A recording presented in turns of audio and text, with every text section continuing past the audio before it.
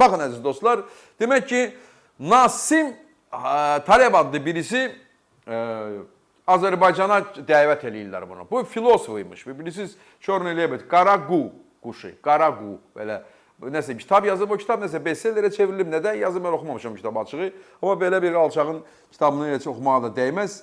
Yəni orada da çox hiyləcərcəsinə alçaqlıqla məşğul olub. Bu Azərbaycana görməyə etiraz edib. Bilirsiniz, bu Nasim Taleb Azərbaycan şəkli varsa göstərək bu alçağın şəklini. Çünki bu. Demək ki, bu Livanlıdır.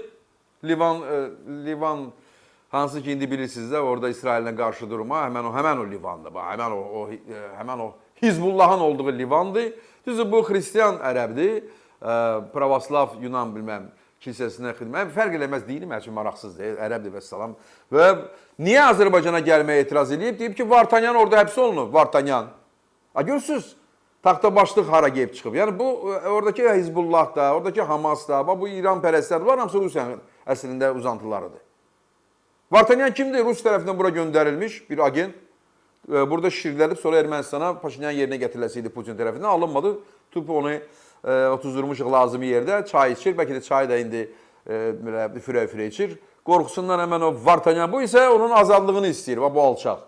Bu Nasim Taleb. Amma sonra Azərbaycandan hələ buna qanarlarını da qaldırmağa təklif ediblər ki, yaxşı, sizə əvvəl desin 200 min vermək istəyirlər. 500 min veririk sənə, amma gəl burada nə xəbərdar. Bu deyir Vartanyanın içərdən bıraxın, bunu hələ qanarları qaldırırsın. Amma adam yenə gəlməyib. Deyib, 5 milyon verseniz gəlməyəcək Vartanyanın şeyini. Bax, bunu mənə dəvət edənlər maraqlıdır bura, başa düşürsünüz. Və o qanarları artıranlar da mənə üçün maraqlıdır. Nə düşünürlər oraya görəsən? Bax, nə? Əgər bu Vartanyanın içərindən çıxmasını istəyirsə, sən bunu bura gəlməyi niyə istəyirsən ki? Bu gəlib burada nə danışacaq, əgər Vartanyanın yaxın dostudursa? Niyə bunları dəvət edirsiniz bura? Və niyə bunlara pul verirsiniz axı? Biz o gün, o yüzden də maliyyədir, yardımını öz millətimizdən, öz xalqımızdan istəyirik. Gördünüz, QR kodlar əziz dostlar.